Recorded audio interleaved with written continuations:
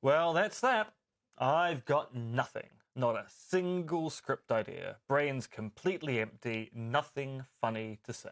Well, that's not unusual. Ha ha ha ha ha ha ha ha ha! We could just not do an intro. We don't have to have something scripted every week. But our It is audience fickle and sometimes leaves us because you get drunk. Or listens to us because of the possibility you might get drunk. Maybe a drink might solve your problem. That's your answer to everything. Podcast needs refreshing. Get M drunk.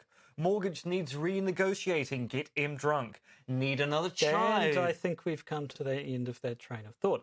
Perhaps what you need is a change of scenery. Maybe we could sit on opposite sides of the sofa. It wouldn't make any difference. We record in mono now. No one would notice. Well, I'm out of ideas. Me too. Is there a punchline to this intro? No, that's the point. So it's kind of a meta commentary on comedy? No, there is no joke. There's no point to this. I don't have an intro. But just because you don't have an intro doesn't mean I can't punch up the outro. Let me see. Not enough set up for a your mum joke. Maybe I could slip in a reference to metabolizing complex carbohydrates. No, it has to be the word penis. What? If we end this intro with penis, it's comedy gold. Penis. I'm not getting it. You don't have to. You just have to trigger the theme music when I say penis. Why? Because it's funny. Is it though? I mean, it's how we ended our first ever episode, and it's been as close to a recurring gag as anything on the show. But is it actually funny? Is saying penis funny? It was when Phil Hartman said it on News Radio. Well, And we both recognise the genius of the Orson Welles green penis ad. true. Julie, play that clip. Rosebud. Yes, rosebud frozen peas. Full of country goodness and green penis. Wait, that's terrible. I quit. Just a handful for the road. Oh, what luck. There's a French fry stuck in my beard. One question, who's Julie? Oh, she's a completely fictional sound engineer I just made up who's responsible in future for all the stings and such like. We'll probably never hear about her again. Unless we do.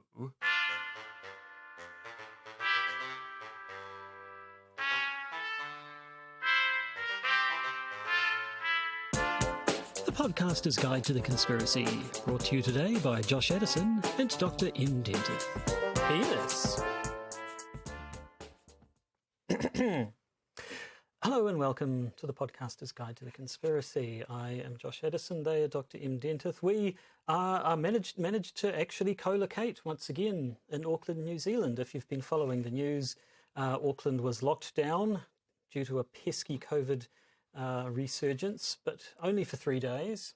Some people think that's a good thing, some people disagree. But Yes, it's actually quite fascinating because we had a high amount of anxiety when we discovered the UK variant of COVID-19 in our community, which led people to think, oh my God, we're going into lockdown for quite some time. So Auckland went into lockdown level 3.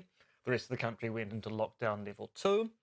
After basically 2 and a bit days of no transmission, on the third day it turned out there were 2 more cases, the government dictated that we in Auckland were going back down to level 2 and the rest of the country back down to level 1. And I have to say, most of the reaction has been, has the government made the right decision, causing more anxiety by taking us out of lockdown than we would have had if we'd stayed in lockdown for a few more days.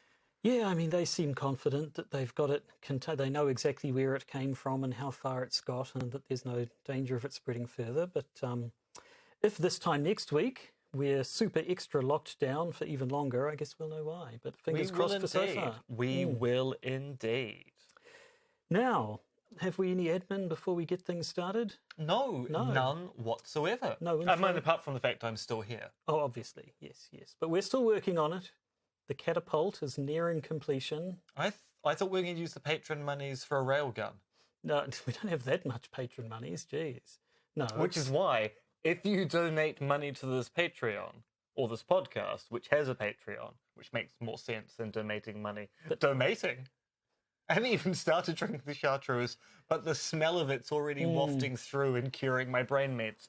If you donate money to this podcast via our Patreon, we will use that money to build a railgun to send me somewhere. Somewhere. You'll Somewhere. definitely won't be here afterwards. Well, I mean, bits of but me will be here, Yeah.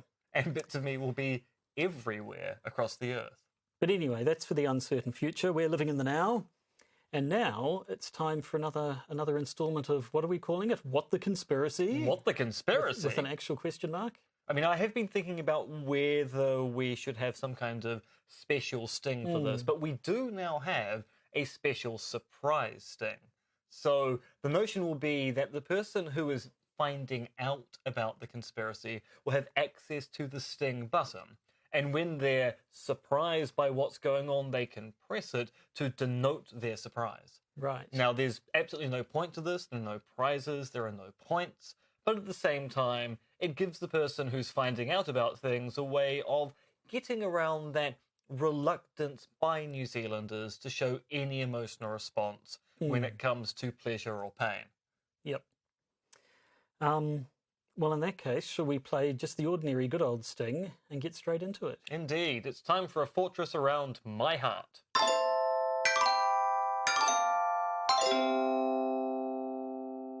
Our viewers at home who are watching this on YouTube might have noticed that I'm conspicuously holding my tablet so that Em can't possibly see it. I even know why I'm holding my tablet. I'm making my tablet you have nothing disappear. to read at all. Actually, I will use it as a little tray for my drink. I think that's the best idea. Okay, so let's play the game again.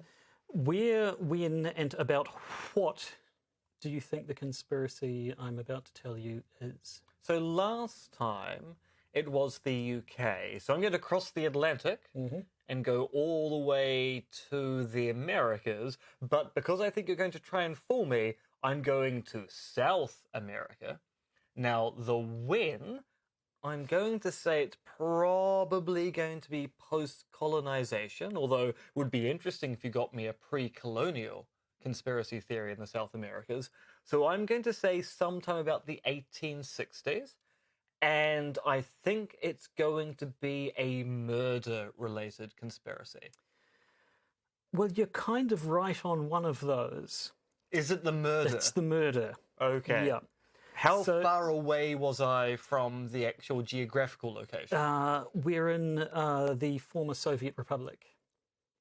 Interesting. So and that means it's probably well beyond the 1860s then. A little bit after that, yes. Just a little bit? Just early 1930s.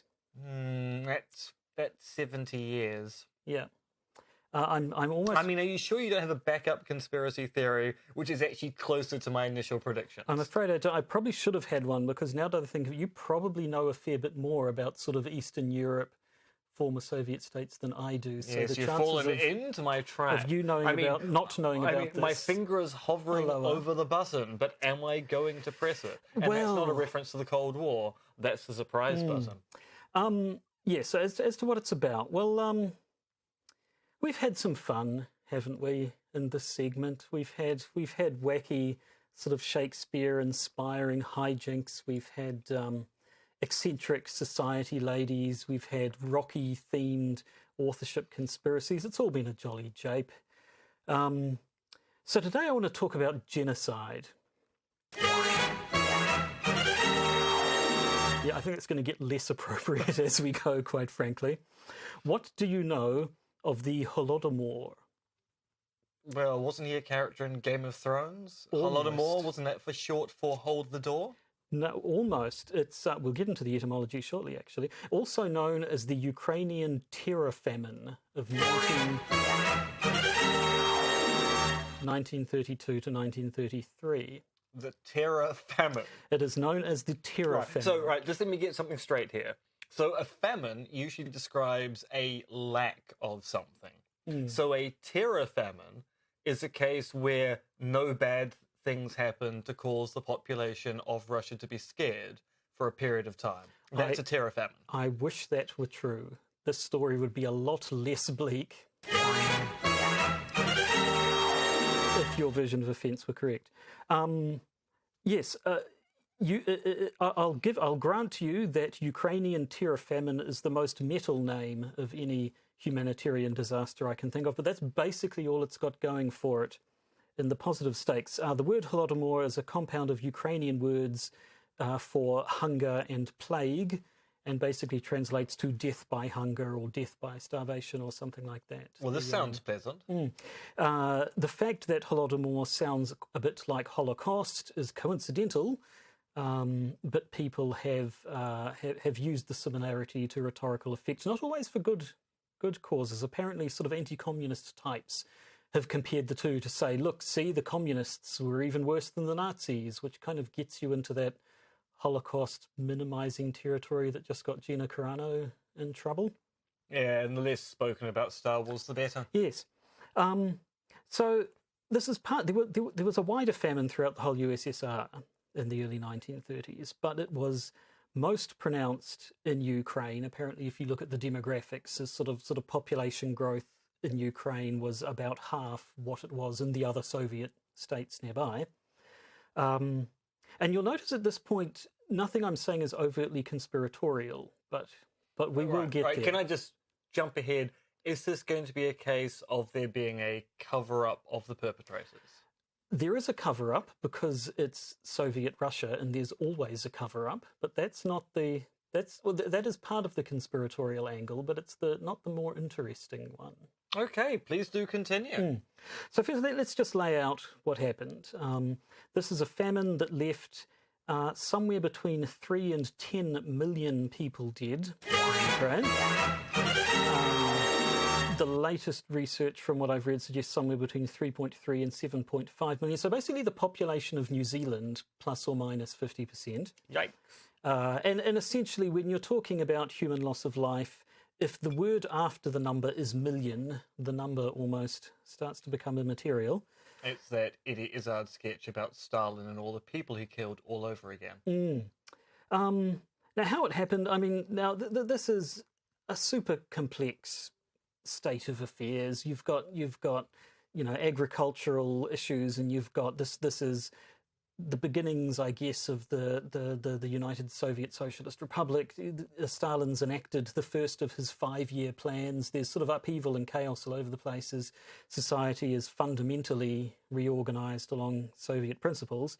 So what I'm saying is almost certainly missing out a whole bunch of important points, but the gist of it... Soviet history is very complex. The gist of it is, on the one hand, you had this policy of forceful collectivization of agriculture. So they were taking society from having individuals owning their own farms, working their own farms, to the farms all become collectivized, nationalized. I guess that's a nice way of saying confiscated. Yep. And everybody works on the farms collectively.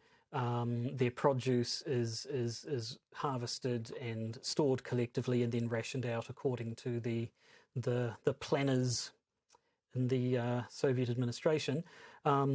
Now, right from the start, this had a big effect on Ukraine, because at the time the majority of the Ukrainian population lived in a rural setting, most of them on small-scale farms, subsistence sort of farming.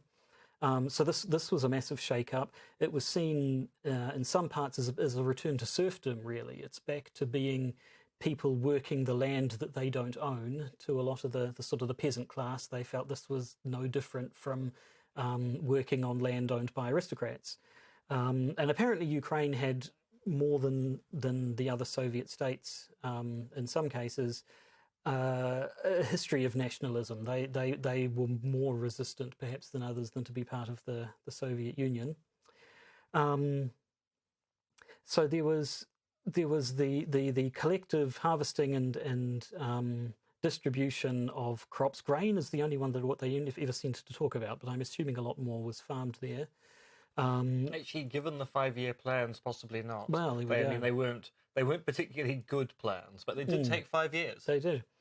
And so the food was distributed both internally and also for export. They had, making lots of money exporting to other countries, and so they had export targets in place. Now, even before all this had started, food requisitioning was a thing. They would gather up by force or otherwise the food from regions so that it could be centralized and then distributed as they pleased. So they had all these plans, and unfortunately things did not go to plan.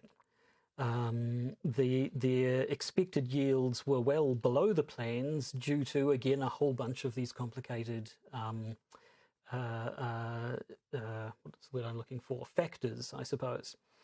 So there were environmental factors. There was a drought.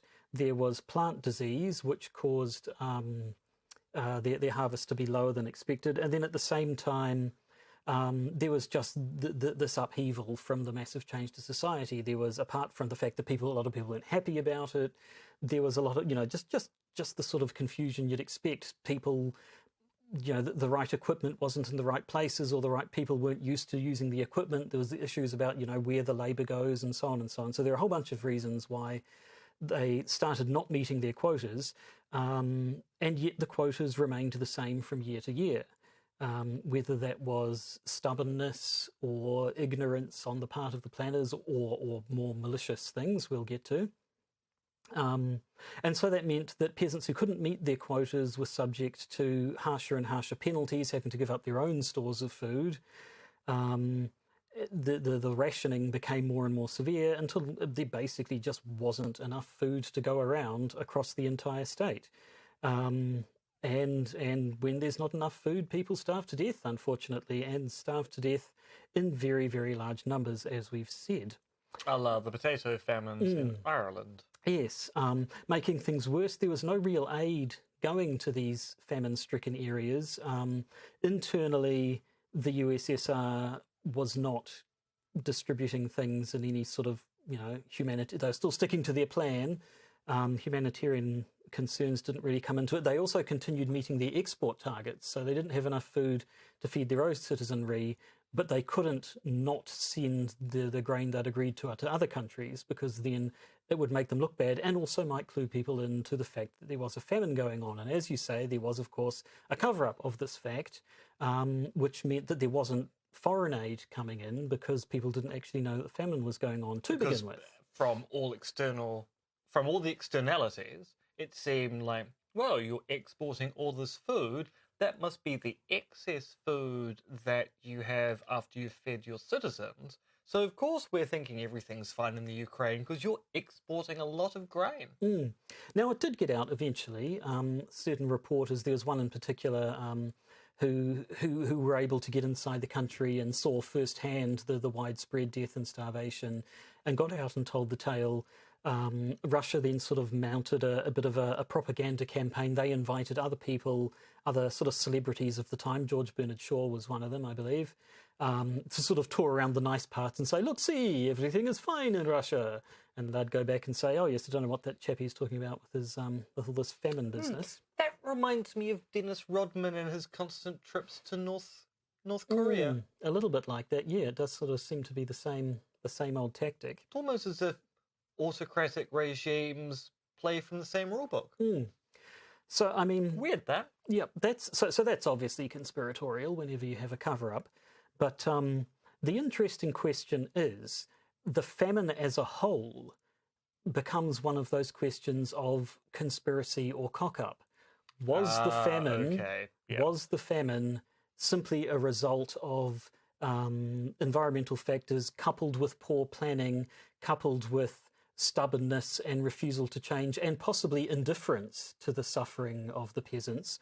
Or was it a deliberate act to kill off a sizable portion of the Ukrainian dissidents who looked like they might have been agitating for nationalism and not wanting to be part of the glorious Soviet republics? Yeah. So there are sort of theories either way. You can certainly say, it wasn't entirely man-made. There were natural conditions that played a part. And so some people will say, well, no, this wasn't a deliberate act. You can explain it entirely in terms of you had a bad situation that just got made worse by the environment of the time. It wasn't a quote-unquote man-made famine. It was a natural famine that was exacerbated well beyond what it should have been due to human factors. So is this a let it happen versus made it happen on purpose I'm thing. glad you said that, because yes, there are sort of variations there. There is the idea that, I mean, maybe you could even run the line that it was just plain incompetence, and these people were sitting around going, "What's happening? Or these people don't have enough food, but look, our plans." Or it could be things aren't going to plan and people are dying. They're only peasants, whatever. Or it could be things aren't going to plan and people are dying, and it's kind of the ones we'd be happy to be rid of. So, why not let nature take its course? I mean, this actually sounds an awful lot like some of the debate that goes around the Soviet promotion of Lysenkoism, because it was quite obvious early on. Lysenkoism, or kind of adaptability through inheritance, was never going to work the way that Lysenko said it did, because he believed that Darwinian evolution by natural selection was a bourgeois pseudoscience.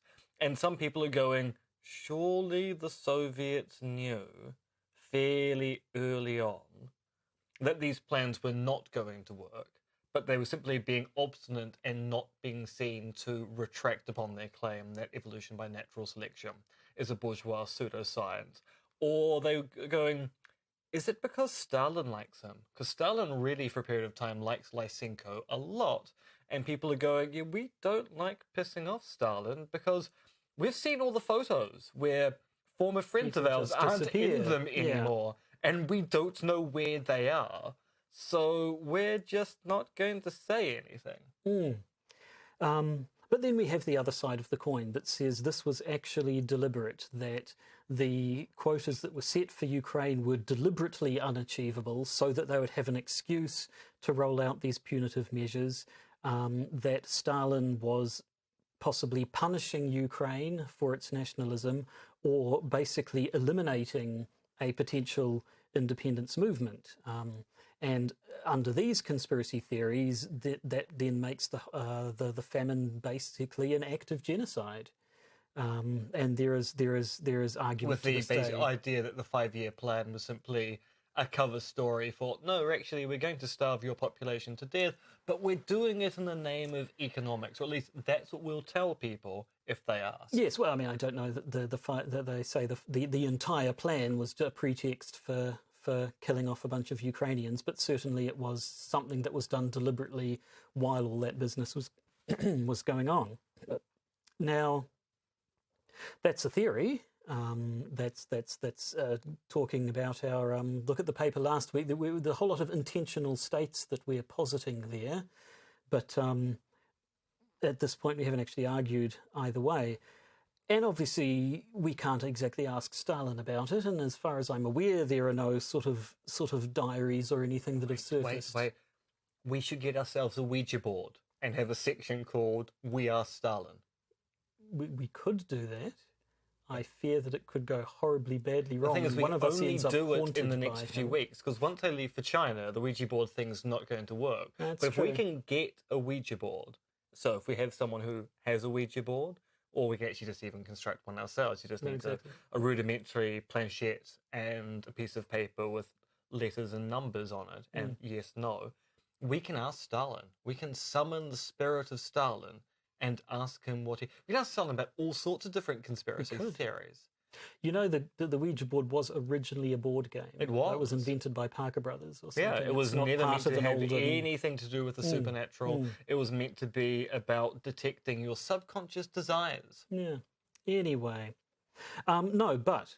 So we don't have any, like, direct testimony from anyone saying, yes, I did this on purpose because I wanted to kill millions of Ukrainians. What we do have is sort of a pattern of policies that seem to show Ukraine being singled out for much harsher penalties than any of the other Soviet states who were also suffering from this famine were subjected to.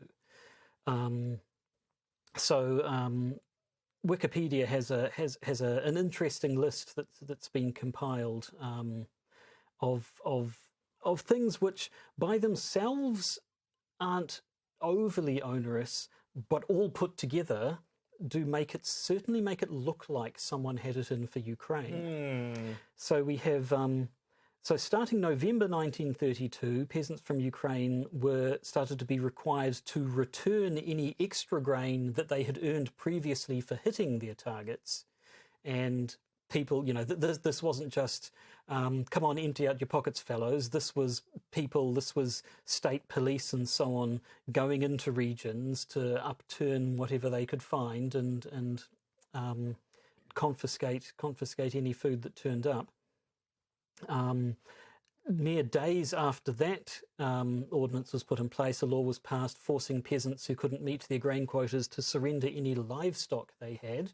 And apparently, at the beginning of collectivization, it was relatively common for peasants to slaughter all of their livestock rather than have it taken away by the government. So there was sort of a shortage of livestock going around as well.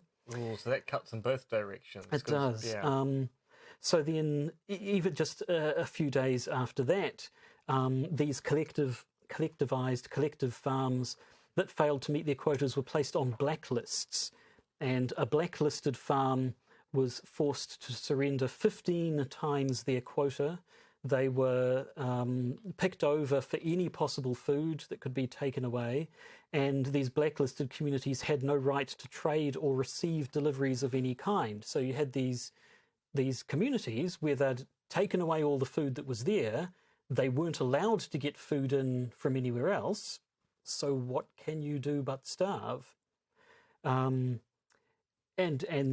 it kept going.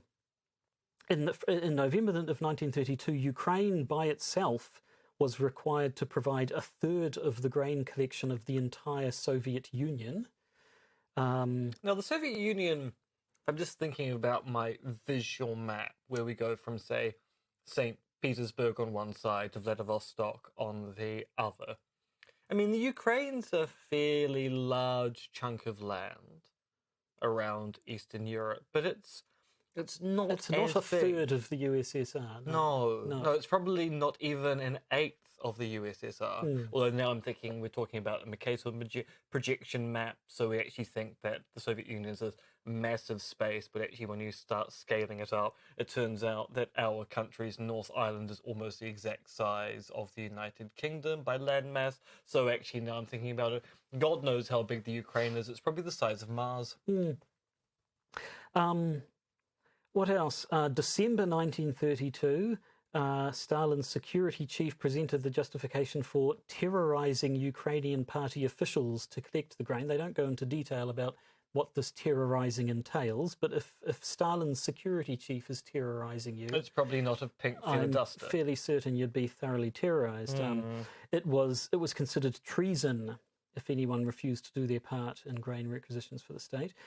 January of 1933, Ukraine's borders were sealed in order to prevent Ukrainian peasants from fleeing to other republics.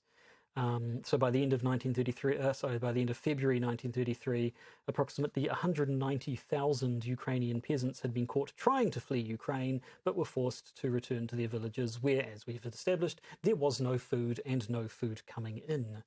And they continued collecting grain even after the annual requisition target for 1932 was met in late January of 1933. So when you add all these things up, it starts to look like there was a deliberate policy of basically starving out the state of Ukraine. It really does. And so, I mean, yeah, there are... again, there are sort of multiple intentions you could propose. We have did they make it happen on purpose? Did they take something that was already happening and sort of let it happen on purpose and possibly throw fuel on the fire to make it, once they realized it was something in their favor, make it even worse? There's also the idea, was it a little bit too successful? Was the intention to actually kill off a large chunk of Ukraine's population, or just break them? Or was it? Was it just to cow them? Was it just to get them to accept this collectivism, or else? Was it supposed to be a warning that got a bit out of hand? So we'll never really know. It's an issue that is talked about today. Apparently, Unless we use our Ouija board. Yes. Inappropriately, as you point out, because it's not actually meant to be a supernatural communication device. So apparently there is no overall international consensus as to whether the Holodomor counts as an act of genocide. Ukraine certainly these days regards it as one. And they're in a bit of a testy relationship with the Russian Federation, aren't they? Yes, they certainly are. In fact, I believe that our other missing flight, well, actually not missing flight, we actually know exactly what happened to MH17. The other text of the podcast, MH17, is a Russia-Ukrainian problem. So Ukraine recognises this as an act of genocide, and apparently a dozen other countries or more agree with them. Are we one of those countries, do you know? I don't know. I would sort of imagine that we're a bit far afield from Ukraine for that to have been something that's come up. But I couldn't see an actual, when I was reading about this, I couldn't see a specific list of the individual countries. So that's pretty much it. However bad you think it was probably worse. I haven't even mentioned the cannibalism. To give you an excuse to do that. Apparently, the sort of people have said that basically in this famine, the good people died first. The ones who weren't willing to kill for food, who weren't willing to prostitute themselves for food, who weren't willing to eat the bodies of the dead to survive. And supposedly more than 2,500 people were convicted of cannibalism during the Holodomor, because obviously there are all these laws in place at the time that continued to be enforced even when it was clear what the effect of them was going to be. Now, I do want to point out to listeners of the podcast that we are not making a value judgment here about prostitution. Prostituting yourself for food, or indeed the act of sex work, is in no way... Consensual sex work, yes. Is a perfectly fine thing to engage in. In fact, it's not just perfectly fine, it's a perfectly normal thing to engage in. It's been going on for the entirety of human history. This is a value judgment made by historians about the idea that prostituting yourself for food somehow makes you a bad person. We're not endorsing that claim. No, we're not. But certainly I think you could say that this was a case where it could be considered to be coerced by circumstance. Oh, yes. And certainly the cannibalism, I don't think we're going to be justifying that. No, certainly not. So I'll just... I'll finish things off just on a completely trivial but interesting linguistic point, which ties into the other stuff. One of the other things that contributed to making life so difficult for people was that they criminalized the activity of gleaning. Now, we know glean as a word that we usually apply it to information. You're gleaning information from certain sources. But that's a metaphorical use. And I found out while researching this that gleaning actually refers to the act of going over fields after crops have been harvested and sort of picking up any leftovers that might be left behind.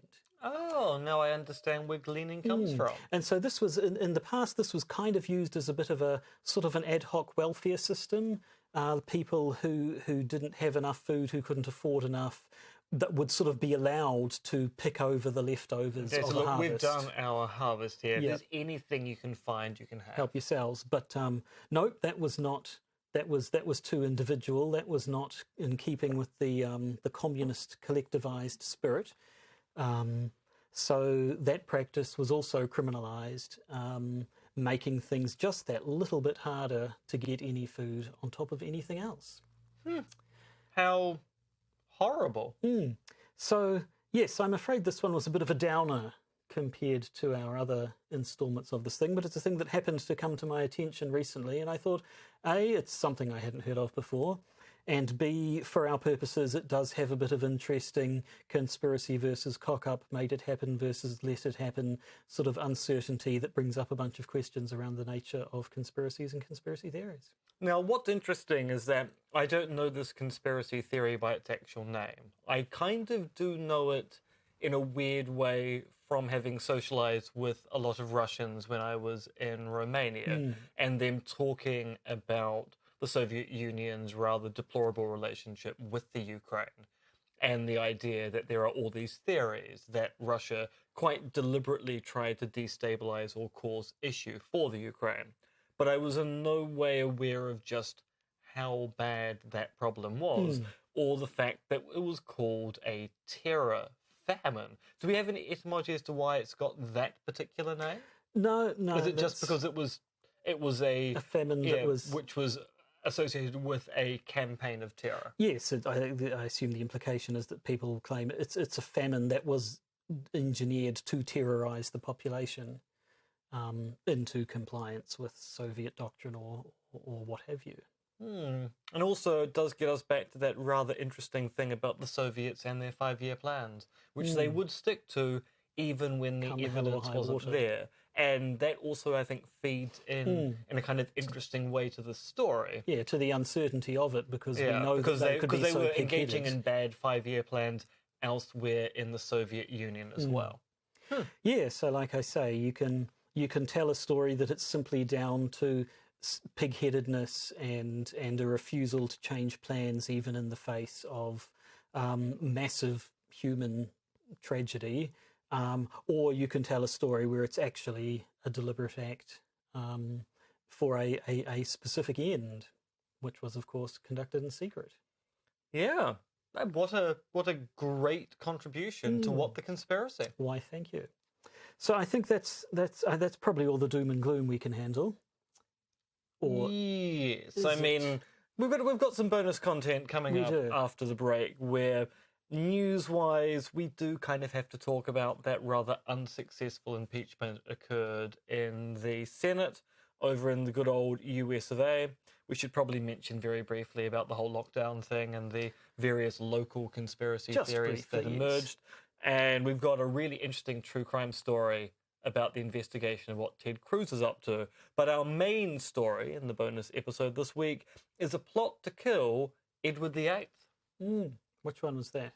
Was it Elizabeth's dad? No, that was George. He was the Nazi, the one who abdicated. Oh, right. Yeah, good old Nazi Edward VIII. The one who married Wallace Simpson. Yeah, and actually I have no idea what happens to titles of kings if they abdicate. So is Edward VIII now a kind of an unfilled thing? So he was Edward VIII, but because he stopped being the king, Edward VIII is actually just no longer a kingly title. Do they go on to a 9? I have no idea. I assume because they have a regnal name, don't they? So Edward probably wasn't his name before he became king. So would he have gone back to his? Yeah, but I'm telling you, what happens to the regal name? Does that just get locked in, as in there was an Edward VIII, but he abdicated? Do we go, well, because he abdicated, he wasn't a real king? And frankly, actually, now I think about it, I also don't care. No, I actually just don't care about the royal family at all. I just think that this particular plot's quite interesting. So, if you're a patron, you can look forwards to hearing about that very shortly. If you're not a patron, you can become one and listen to our bonus episodes where we take little dives into conspiracy theories which don't quite fit into the main episodes, but are still nonetheless interesting. Indeed.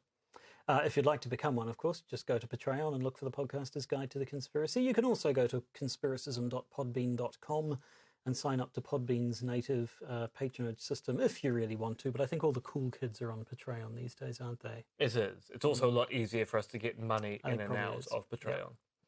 Yeah. And that is all. I suppose we never really say this, but these episodes show up on YouTube. If you go to my YouTube channel under my username Monkey Fluids, you can actually watch the two of us sit side by side on it. It is interesting you have chosen to promote the on episode this one day where you didn't bring the actual light rig along, so it's going to look kind of awful. Yeah, well, it'll be. I think actually the sort of slightly dark, oppressive atmosphere is probably quite suited to the tone of this episode. In fact, that was my plan all along. I deliberately left the lights at home and then got here and then pretended that I didn't realise that I'd left them at home and looked around for them and then... This is, of course, a complete lie.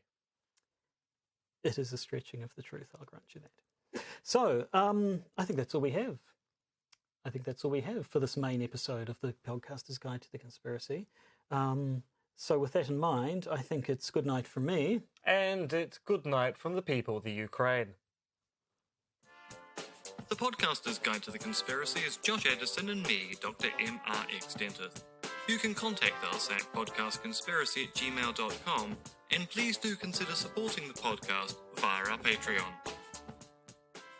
And remember, they're coming to get you, Barbara.